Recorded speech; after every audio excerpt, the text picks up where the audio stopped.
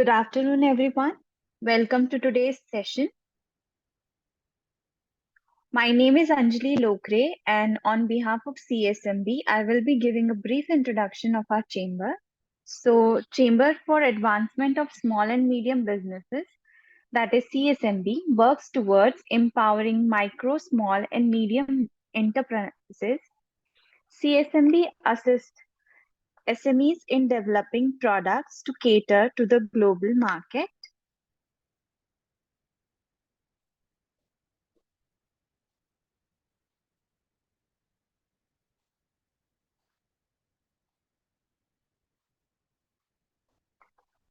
We have a strong advisory board team like Professor Smita Lele, Professor Prakash Kondekar sir, Dr. Prabodh Halde sir, and others who guide CSMB members.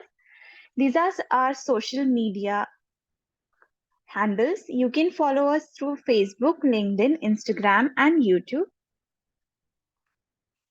We also have our quarterly magazine known as Purna Brahma Magazine. It is an initiative of CSMB which allows stakeholders to advertise their brands in it. Our magazine has reached 3 lakh plus audience and it is circulated in FSSAI, FDA, Collector's Office, universities across India. Food Tech Pathshala is a skill-based e-learning platform specially curated for food industry professionals. These are few activities that are conducted by CSMB with CSMB members. So CSMB and USAC led one-day seminar on soy food uses and business opportunities last year.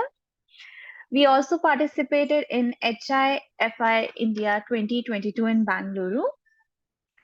CSMB with MSME also led Z certification awareness programs for micro, small and medium enterprises of Mumbai and Pune.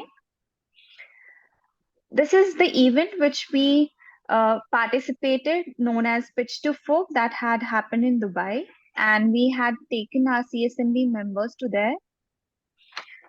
This seminar on California ingredients for food processing and packaging was also conducted by CSMB. We also collaborated with US Consulate for Going Global Market Trends, Sourcing and Sustainability last year.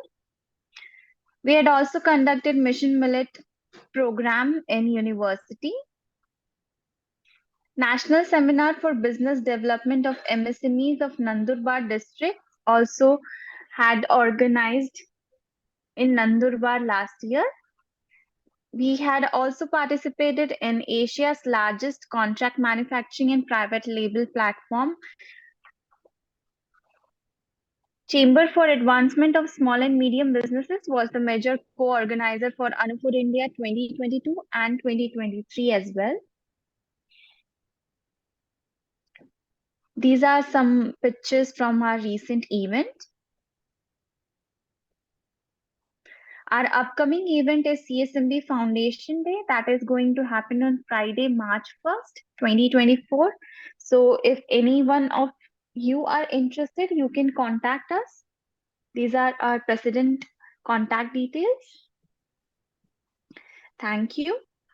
So now for speaker introduction. I now invite Ms. Sneha to give introduction of our speaker for today. Sneha, over to you. Thank you, Ms. Anjali.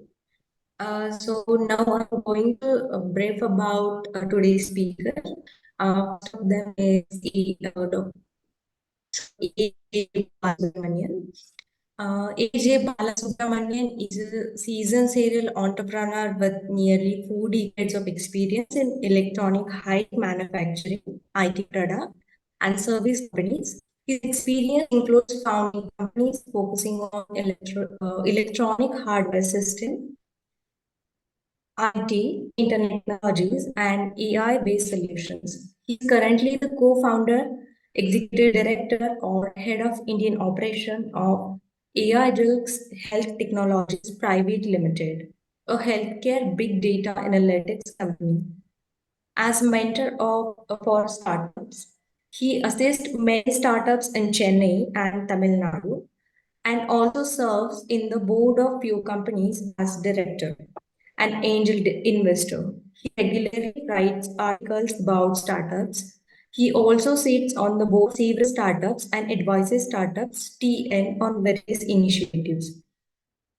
He actively participates in the Milan Association of CEG and serves as EC member.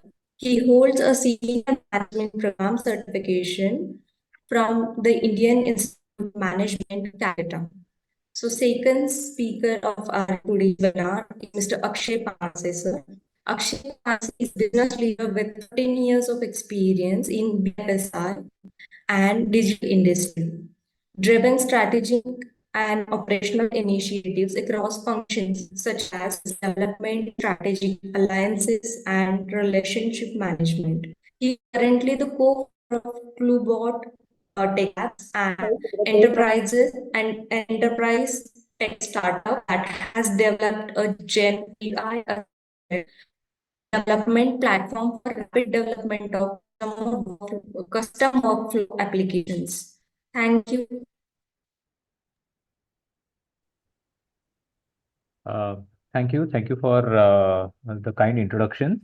We'll basically have a quick introduction about the space of AI and how AI is driving the economy and creating value for the various industries. It will be started by Mr. Vijay Balasubramaniam, and then we'll follow up with a quick demo or practical demo of how companies such as Cluebot are using AI and Gen AI in particular to create fascinating products and multiple applications for the benefit of various industries. So I'm sharing the screen, and AJB, you can let me know once you can see the screen. Sure. Thank you. Thank you. Hope the screen is visible. Yeah. Yes, AJB, over to you. Yeah. Good afternoon to all of you. Thank you very much for giving us this opportunity to be available here to share our thoughts with you on. The topic is a very, I would say, popular topic of this time, because everybody is anxious about the AI. So I'm going to deal with this with some historical context, as well as make it as simple so that I don't assume um, what you require to know to understand what is being explained here. So it will be simple, but this may not be treated as some serious I would say subject text, because I made some approximations to explain the concept in a high level, so that those of you who can who are interested in developing more interest and then learning more can go and read those systems.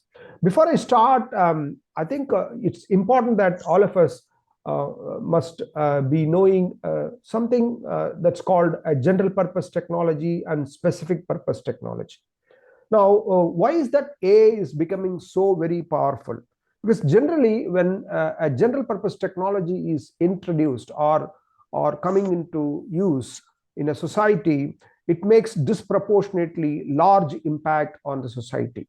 Of course, there are specific purpose technologies which are specific to certain domains, certain business contexts, certain industries, but they also make impact. But unlike the general purpose technologies, which have wide, far-reaching applications, and then people can repurpose this kind of general purpose technology in many of the contexts. So when they do it, most of the industry structures change beyond recognition from what it was to what it could be or what it would be. So I will give you some few examples of how the general purpose technologies work. By giving you example, you can relate it. Before I come to the slide, I will tell you about that. Usually, this was a famous quote attributed to Bill Gates, the founder of Microsoft. Human beings tend to overestimate the short-term implication of technologies and their impact, and sometimes we tend to underestimate the long-term impact of new technologies. Because generally, as soon as we see a new technology, we tend to see that there are endless possibilities with this new technology. So therefore, it is going to make a tremendous impact. And we also tend to assume and become anxious that within a short while, this technology can change so many things. Where are we going to be? And this kind of, I would say, anxiety and then expectation, hits us. So we are not clear as to what happens. But generally, if you see that most technologies, after the initial hype, they go into hibernation, or some of the early experiences with the new technology makes it difficult for people to consider as useful. And then we move on, and suddenly we see that the technology has taken over many of the places that we thought it would not.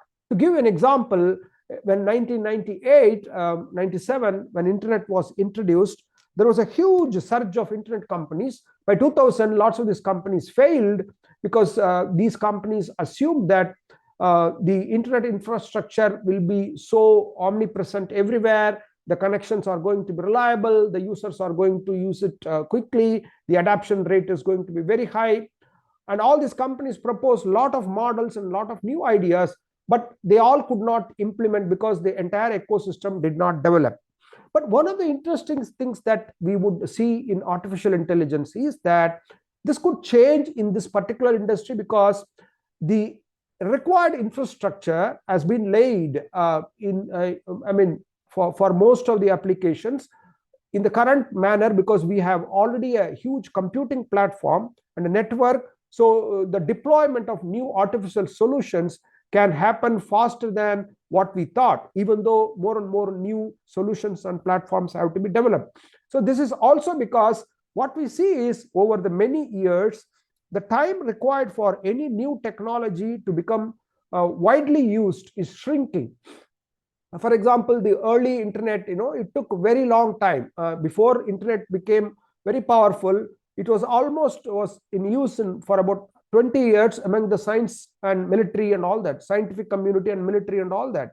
But suddenly, I think after 98, 97, 97, 98, you see that the spurt happened because the people figured out new ways of providing internet services using telephone cable, later on DSL, and then invention of what is called as a network operating systems, such as Windows NT, and then Linux operating system, and then HTML, the browsers. So all these, suddenly thrown up a lot of new opportunities for people to use it and build on top of it various kinds of applications. When these general purpose technologies suddenly grow, it creates new opportunities, and people tend to use it in areas that people thought never this would change, because we saw that the entire commerce area with e-commerce, the whole scene is changing. The ability for companies to connect between them and vendors and customers have improved. So this is because the exchange of information was not only made feasible, but also it became very cost effective, reliable, easy, and everything.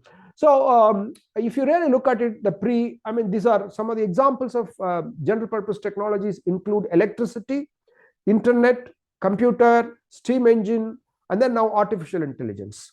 So before electricity, if you have imagined running a mill was difficult.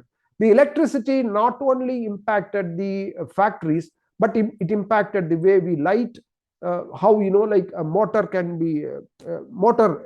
Again, electric motor is general purpose technology. It's just something which converted electrical energy into rotary motion. So suddenly you found that lots of equipments were built around motor. It could be, initially it was even electric cars were built around 1900, but they did not become successful because of various other issues. But IC engine took over. But electricity, thrown open lots of things. The way we light things, we use the electricity for wherever there is power is required. We were able to transmit it to a long distance, and also you don't have to generate electricity for yourself specifically, because there is a utility which can generate electricity.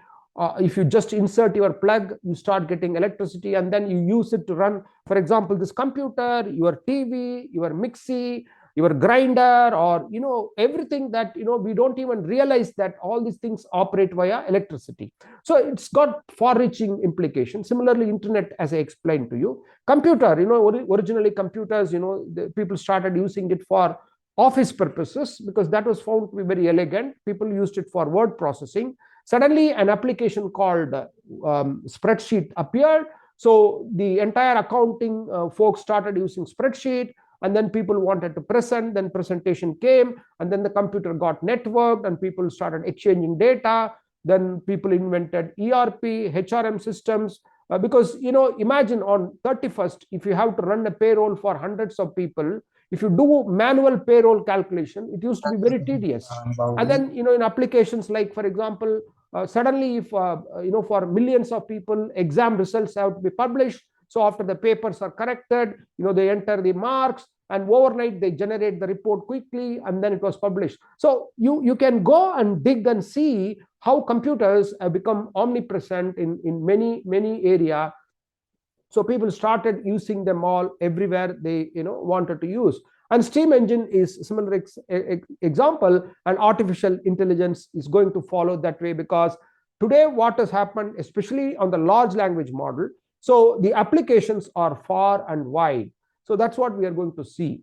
Now how this happened, historically, if you see, the first Turing machine was introduced as a concept. Turing actually, Alan Turing gave an idea that if you have a general purpose computer, if you can make it such a way that it can follow instructions, you can provide instructions to the computer so that the computer can perform a set of tasks and then give you the required output. So that paved way for programming. People had analog computers, and suddenly, with microprocessor, digital circuits, people started building digital computers. And then first it was mainframe, then mini computers, then came PCs, and then today we have far more powerful computers in our pocket, like your smartphones. Then when the digital computers came, a lot of systems could be automated, for which people used expert systems. Expert systems are a set of data which is fed in, and then the computer is which is quick in searching for specific kind of responses, used the database and brought in and then gave solutions, which was not learning by itself. I mean, the expert system essentially is all about how you put a lot of inputs about various scenarios, and then the system is asked to select required response, so that response become useful, but it was not necessarily learning anything on its own.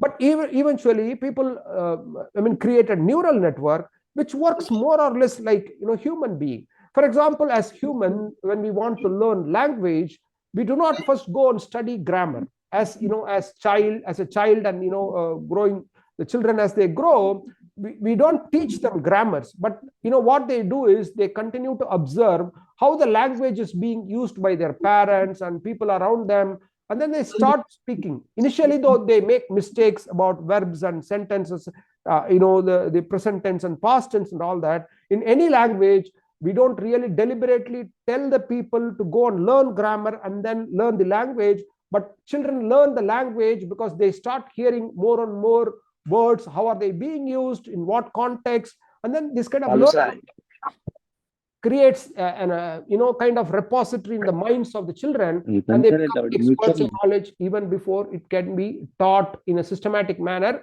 That's how we learn a different language. When we learn an English language, so we go and study grammar, but even if you study grammar, it's not going to be very useful unless you start reading more and more of grammar text. I mean, that is what has happened in the large language models. And these language models have interesting characters also to learn themselves. I mean, using the knowledge that they've built, they interpret new knowledge. When a new circumstances is presented to them, they go and learn about new things and then produce a new knowledge. Like, for example, as human beings, we see a door and a door handle. The moment we see a door and door handle, possibly you see a new door and door handle, we know how to open the door.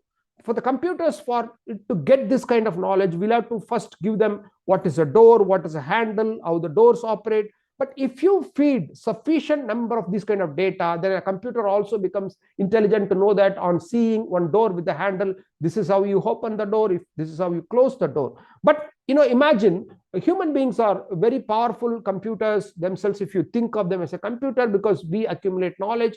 But the artificial intelligence systems required massive amount of data, which was not possible earlier before the internet came. But with the internet coming in, the ability of these computers to parse through the repository of huge data available in the system, and then make sense of this system, and then learn from all these texts that were in various books and web pages, and wherever on the internet there was so much content available.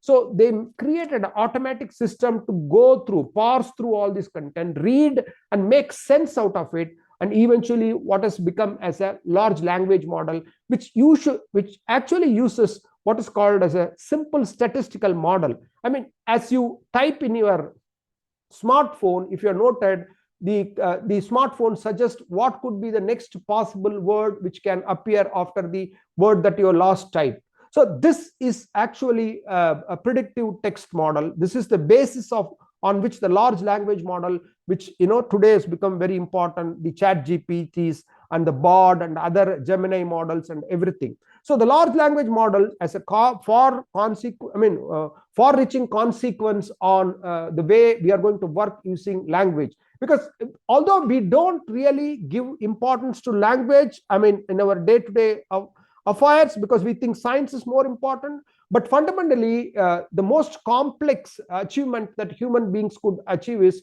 writing a language. And then this is very, very difficult, because once you codify language with letters, and then you are able to read and you are able to make sense out of it. If I speak something as I speak now, for example, or the slides that you see, you're able to read it and then understand it.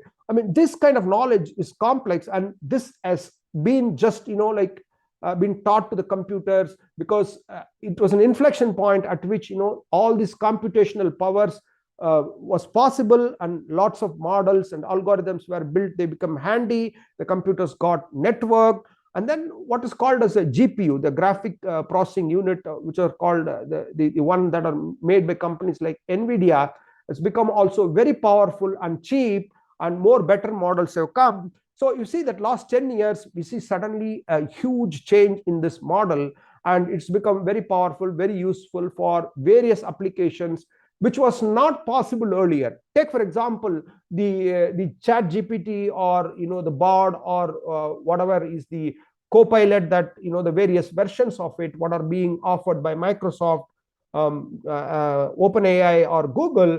These are models which used to be very expensive in those days, but they have become very cheap because the computing power has come down. Now, what is this going to have? This is going to have some kind of a far-reaching consequence in the market. So can we go to the next slide? Yeah, you are there. Thank you. Yeah. Augmentation of programmers' capability. One of the things is, programmers used to write codes which take a lot of time, and then whatever is said and done, you can make a lot of errors as you program. You can skip some logics. So over the period, as I told you, the large repository of good quality code that has been created and that is working is already as a repository available. The large language models have been used to train this kind of code, and they become very useful now. So you don't have to write complex programs yourself. The system is going to generate code and routine tasks. Things like simple things which you repeatedly do can be done using the LLM Copilot models, which can generate just the code. So this is going to increase the productivity. Let's say if you took a program, if you took about 10 hours to write a program, now probably you can do it in 2 hours. Now that's the level of productivity, like 1/5, or the time reduction is around 80%. It will go even more. It is going to go even more as we go. So this is augmenting the programmer's capabilities. One thing in the context of programming or software, this is going to happen. So second important thing is, earlier it used to be, unless you took a course on programming, you may not be able to write program. But what now is going to happen is you don't have to know the programming and its nuances in the way that very accurately, but still you should be able to understand how the logic work and the program work. You don't have to be a complete expert, but you can still most technologies, what you do, if you really understand, if you really, before DSLR came, that is digital single lens reflex photography came, people used to have manual photographs, and then people used to use the photographer has to have lot of knowledge about lights, the aperture speed, lenses, and how to frame the body and where to focus and all that. But once DSLR came, lots of these knowledges were built into the DSLR system. So as an amateur also, if you take a photograph, it became very professional. So what had happened now, most recent cameras have become far more powerful because the knowledge of the photographer, the knowledge about the light, the knowledge about the aperture, the knowledge about how to frame, how to identify the human space, human face, and all these have been embedded into the system. So the amateur can become an expert with new technology. The same way, the artificial intelligence is going to make somebody who may be otherwise considered earlier as an amateur can become an expert, because the systems will take care of lots of these small details and important perhaps details also by itself. So it's going to lower the barrier. Earlier, if you have to be a good photographer, unless you are an expert, you may not be able to take good photograph. So DSLR, stabilized photograph, and usually you don't get shaky, photographs. So the world cameras, you'll have to have a steady hand also. Now, what has happened, because the system is correcting all this, same way, the non-experts will become experts, because the system will take care of a lot of this issue. The next slide. So you will see that because of this change that is happening, the shifting skill requirement, you will still require expert capability, but not the way you used to require earlier. So now AI can do the routine standard job, but it cannot think about complex creative things, because still AI is evolving. It still is trying to learn to think very creatively, and it has to also sometimes what it has learned as human being. For example, to quote the example of a handle of a door, if a door handle is broken, probably as a human being we know how to operate this door. We take something else and then use it as a handle, put it around and then pull it or do something. So this kind of nuanced requirement, things that are not routine but still have to be understood by human beings. So your requirements for working with this system will become in higher order. So you are going to be a system thinker. You are going to understand what are the small requirements that I have to modify based on the context. So that kind of knowledge will be required by the software programmers of the future.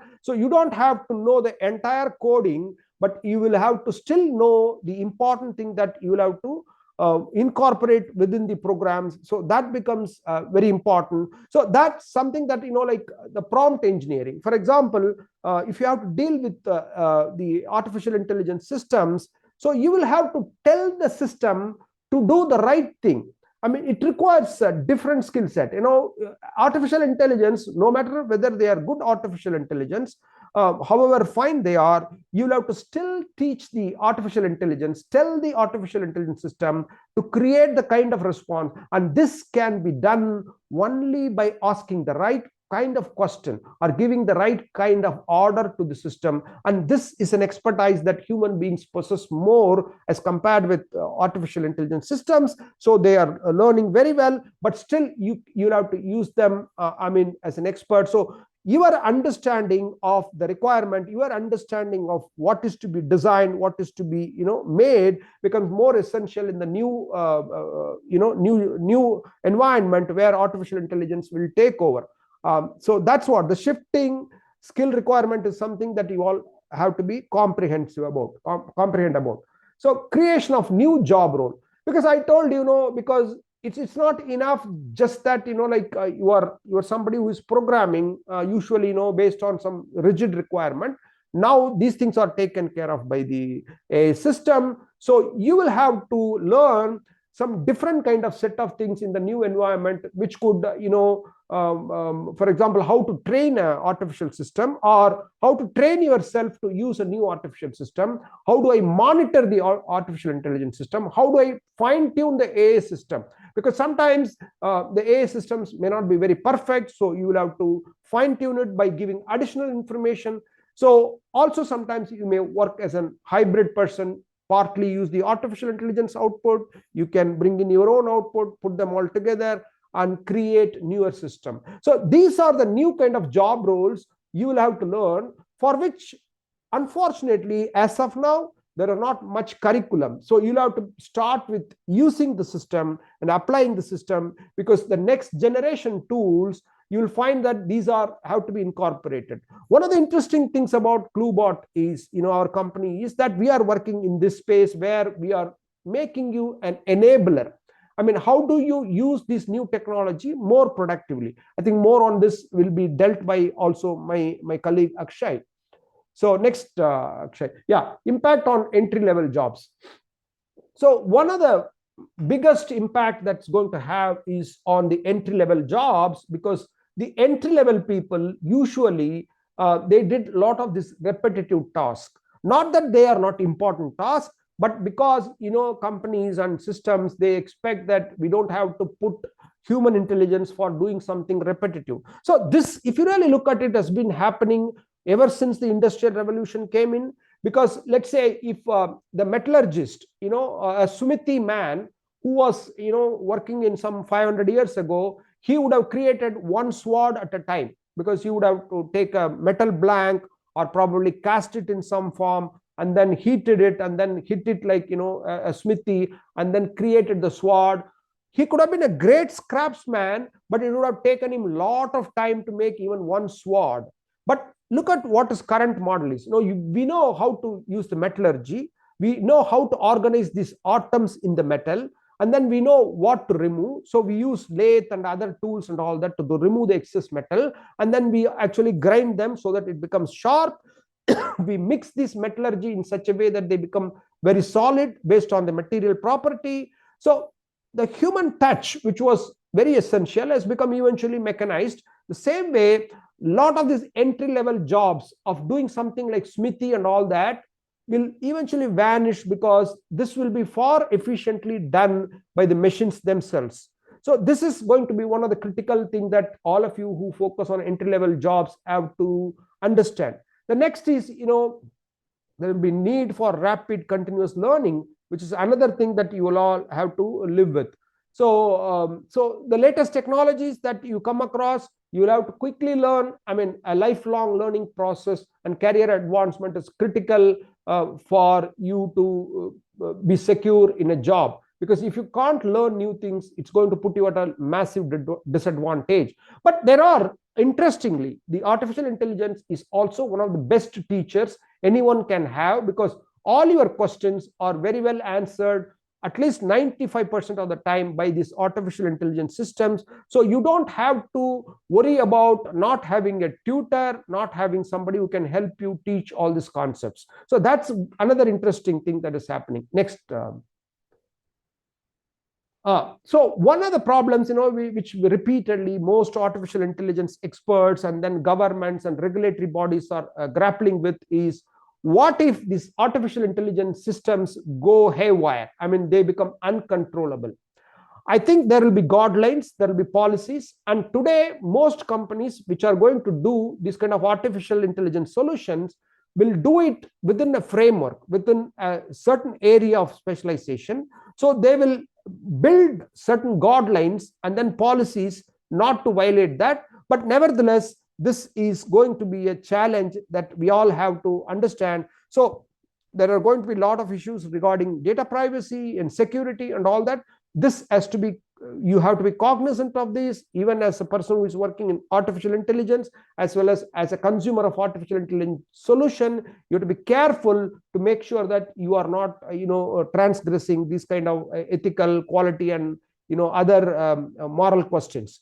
So the future is year, if you really look at it, companies like Cluebot, what we are doing is there is going to be constantly huge demand for programming, even though the artificial intelligence and then automation happens. So this is very interesting. Take for example, today we take hundreds and thousands of digital photographs in our mobile phones, and if you go back 10 years before, these were not so many mobile photographs or mobile videos, and then 20 years before even worse, 30 years before even worse. So what had happened is, when a new technology is implemented, there's going to be people thinking about using this new technology in places and contexts which were not possible earlier, because you could not be an expert camera person or a photographer, or you can't process the chemical process that is required. So therefore, similar trend, we are going to unleash and open up this opportunity for youngsters like you, who can really use our tools and technologies and build softwares on the fly within like kind of minutes or hours, couple of hours, and then deploy them. So most of what I explained, the system will take care of the repetitive task and standard task. And as an expert programmer, all that you need to know is only how you are going to use the systems, like what is offered by Cluebot, which will be explained by my colleague Akshay. Akshay, over to you, Akshay. So hope it was useful. We'll take any questions if it's, towards the end of this session. Thank you. Yeah. Sure. Thank you, AJB, for the kind introduction. So hello, everyone. Akshay Panse here. The earlier part of the session was to give you a quick highlight of artificial intelligence technology, how it is progressing, and what are the potential benefits to the industry at large. What I'll focus more on is a practical demonstration of how generative AI technology is being used by our company, Cluebot Tech Labs, so that you will have an idea of how you can make better use of this. So I'll just quickly take you through a demo. And before that, quick background. Cluebot Tech Labs is an enterprise technology company. We specialize in conversational artificial intelligence and generative AI. We are based in Chennai and Mumbai, and we are building a new age application development platform, which is intended to help a startup, SME, or even a process consultant, or even an IT developer to build applications very fast and with very limited learning curve.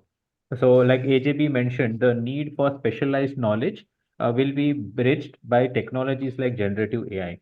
So how do we do that? A simple example of that is what I'll demonstrate. And in fact, I think one of the questions was raised by one of the participants on, can we build a mobile application in React.js language? So in that sense, I'll just show you one quick demo of what Cluebot has built. So the product you can see here, we have launched is called Cluebot X. Now, I hope all of you must have one point or another have gone to ChatGPT's website or the app and tried to create some content for yourself. Maybe a testimonial, maybe a email draft or a contract copy. So just like you go to ChatGPT to create some unique content by giving some prompts, similar experience you can have by coming to Cluebotex platform and to create a customized internal B2B application. So the experience you will have will require no coding language for the initial part of it. So how it works is very simple. As a user, you will come to the platform and give a prompt. A prompt is a simple few line about what exactly your requirement is.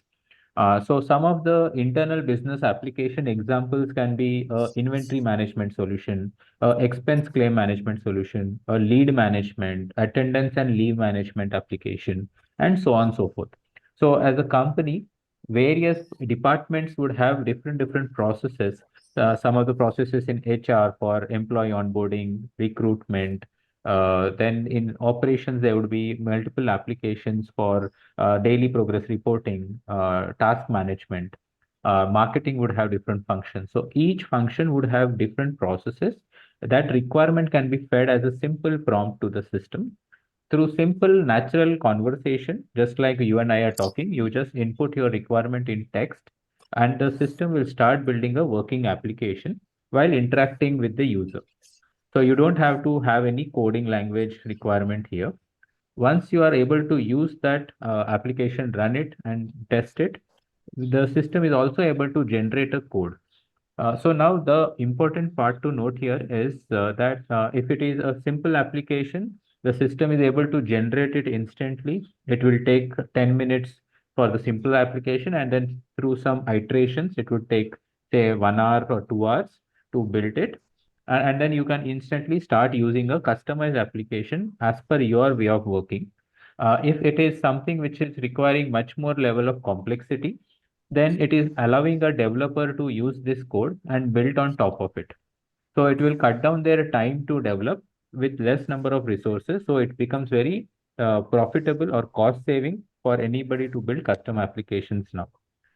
So I'll show you how this works to get it better idea. Now, suppose as a company, you want to build a vendor management portal for managing all the invoices. So you go to the system and just type vendor portal for say invoice processing. So as soon as you do that, you'll see a button on the right. So just click on that button and it will automatically create an entire outline of how a typical vendor management portal will look like. So think of this like a Word document. You can make any changes you want, add anything, remove anything, and then just click on the generate workflow button at the bottom. So once the button is clicked, the system will start building the business logic, the master data points. So you will see application is starting to get built. So on the top, you have ability to keep on suggesting changes as the development keeps happening. So the system will talk as if you are talking to a developer and keep asking questions which it is not able to understand, or you want to provide more and more changes. So once the changes are done, the application will instantly create a prototype to provide you a complete experience of how the system will work. So it is through a web portal, it can work through a chatbot on WhatsApp, or even through a mobile app. So typically, if you have employees who are less tech savvy, or you have customers, vendors who may not want to download apps, you can provide this application access even through a chatbot on WhatsApp. And these days, everybody has a WhatsApp downloaded. So you will see here that the application is ready within 10 minutes and access to each user can be available by, if you see the QR code here, they can simply scan the QR code and activate the chatbot on their mobile to start using the system. And also the others are invited by email and they get access to the web portal. So as soon as they log in into the system is ready to use. So this is only for technical people. Just I'll spend 1 minute.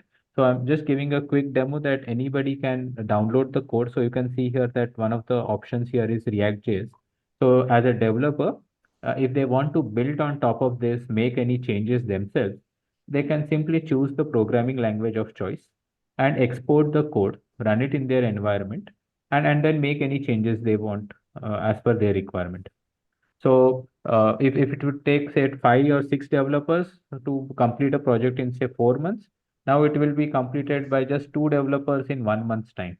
So you can see that this cost savings and time savings will immediately impact the end user, be it a SME or startup who wants to build a custom application, and also generate a lot of profit for an IT service company, which has in-house developers to take on custom application projects. So within 10 minutes, the portal you see is ready and it is available for anybody to manage their vendor management aspects for invoice processing. So the details can be entered, and similarly, you can build a mini CRM with various aspects of lead management, customer data management, lead tracking, assignment of leads, and so on and so forth. To give a nutshell, today you don't want to become a IT expert to use technologies which are around generative AI. In fact, you can in fact be a subject matter expert. Like there was a question, how can food technologists or consultants make better use of it?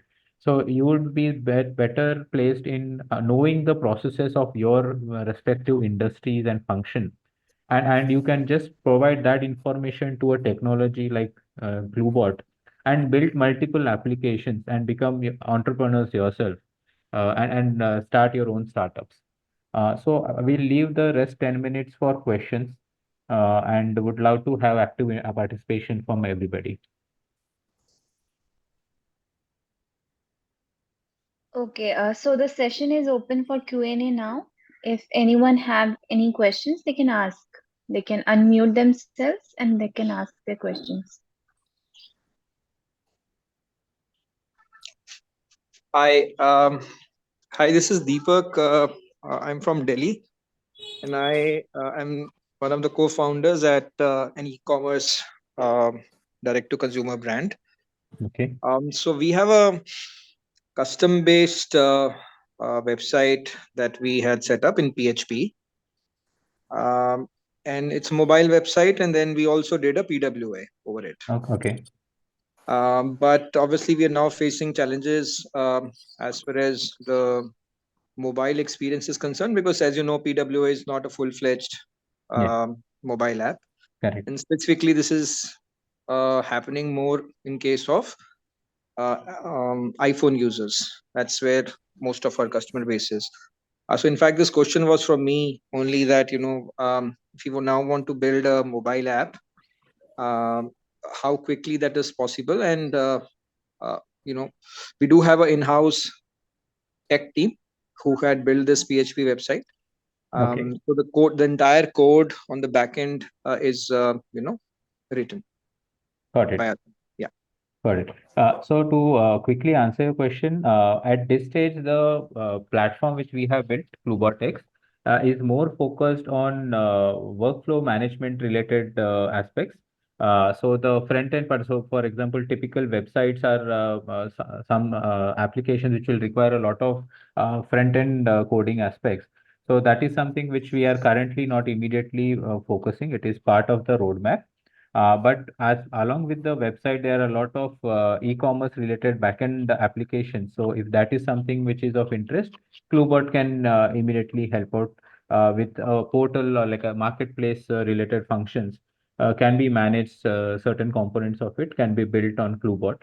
We are also making the platform make this application which is being created in Flutter, so it can be deployed through a mobile app as well. So what we will do, in fact, is I'm sharing a link here, which is a waitlist link in the chat window. So anybody who would be interested to test Cluebot, we are offering a free this thing up to 1,000 credits, which is equivalent to $500 worth of credits to use the application and test it out themselves. So you can see a Google form link.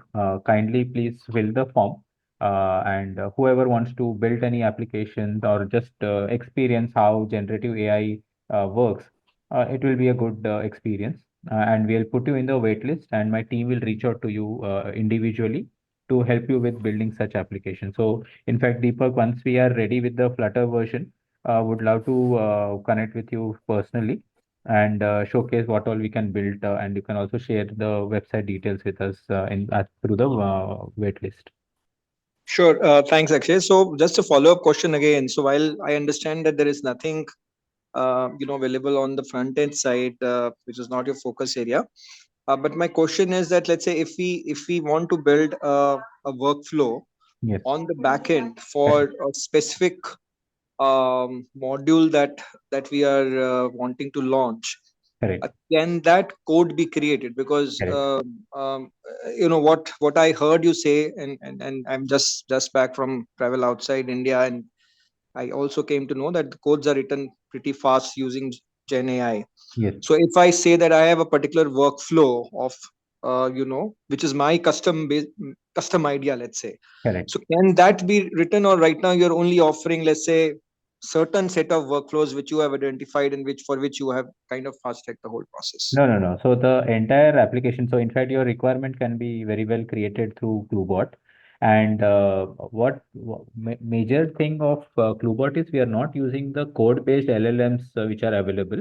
Only the generative AI's function is with regards to creating the outline and providing the instructions, which is basically the text-based LLMs. The entire code generation is done by our application development through an in-house IP and the proprietary algorithms. So the challenges around hallucination and accuracy and all is also not the challenge with Glubot. So again, as I said, we will be able to manage any workflow management application. And specifically to your requirement, actually, it's a very good use case. We would allow to add you in the waitlist and give you early access. Okay, fair enough. Thanks, Akshay. I'll drop the necessary details. Actually, my CTO is out for a short break, and he's back first. I guess last of end of January. So I'll any which ways drop my details, and then we can Yeah. actively connect once he's back. I'm the business guy. Yeah. So you can see the chat. You can click on it and then fill your Sure, sure. Thank you, thank you.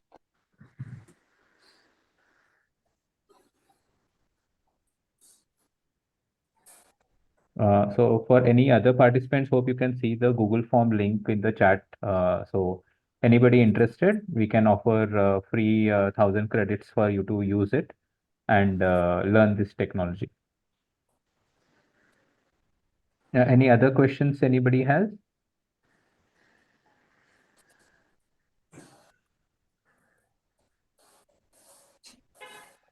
Anjali, I think there are no questions as such as of now. So So we do have a question. Bala Subramaniam sir, could you please answer? Can AI compete with humans? Is AI dangerous? AI can compete with human beings. Certainly, it can compete, but still, there are areas still human beings will be performing far superior than AI. It's a continuous process. Now, the reason why human beings cannot at some point beat AI is because AI has the luxury of, almost grasping the entire knowledge that human beings have generated over the many centuries or whatever. But this is still work in progress. So that's we are kind of heading towards the direction. I mean, for example, as I told you, take the photography example. If 30 40 years before a manual electromechanical camera or mechanical camera was there, the person who took that photograph was still a brilliant person. With the automatic camera these days, an amateur can probably take a much better, photograph. So obviously, the human beings are beaten because of the technology, the knowledge that has been embedded. Now, but the tool, the digital photography capability in the hands of an expert human being, it becomes even more powerful. We still are creative. We still are able to use tools much better than what AI can think of. But there are always limitations. When we mean AI, we don't necessarily think of the language models, but also like, the intelligence are of different kinds: visual, auditory, sensory, motor, kinesthetics. So many, all these things are separately are being also developed. People are developing robots which can do precise surgeries on specific areas. We can't beat AI. For example, they are so precise. A CNC machine, a lathe, for example, manually operated lathe. Still, people are doing great work on them because the skill dependent on the operator. But a CNC machine does not require that kind of a skill, because all this knowledge has been converted into digital formats, and it's more accurately being reused. But the person who designs the CNC machine is still a human being. So this kind of a very difficult question, but AI is going to compete with us. But more than looking at it as a competitor, I think we should look at, that is the reason why they called it as co-pilot. So we can use them. Are they dangerous? Yeah, there are two thoughts. One is, every technology for that matter brings some adverse challenges. There's no technology that we can say simply they are all perfect.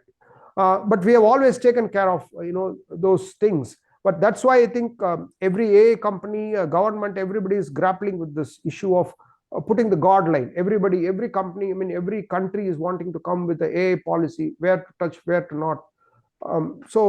But I think sometimes if really there's a possibility of it's getting out of hand, but I don't think people are going to let it happen, because that's how so far it has been. But on the other side, AI promises lots of things. Probably in the next about 20 years, if we can deploy AI properly, it can solve many of the problems that human beings have never solved in all spheres: poverty reduction, education, ensuring good quality of life, and saving the planet. I mean, this is something that's a huge promise that I think there is huge potential. And unless human beings misuse that, I think we are in safe situation. But I think there are going to be also people who will take care of that, guarding of this challenges. Okay, sir. Thank you, sir. That was very well answered. So if we don't have any other questions, we can conclude the session, sir. So on behalf of CSMB, I would like to thank Akshay sir and Balasubramaniam sir for such an informative and amazing webinar. It was engaging and informative. Thank you so much, sir. Thank you, Anjali, and thank you, team, and Yeah. thank you, Thank CSMB, you. for organizing Thank you this. very much. Yeah. Thank you all. Thank you for your Thank you time. all for joining in. Thank you. Thank you.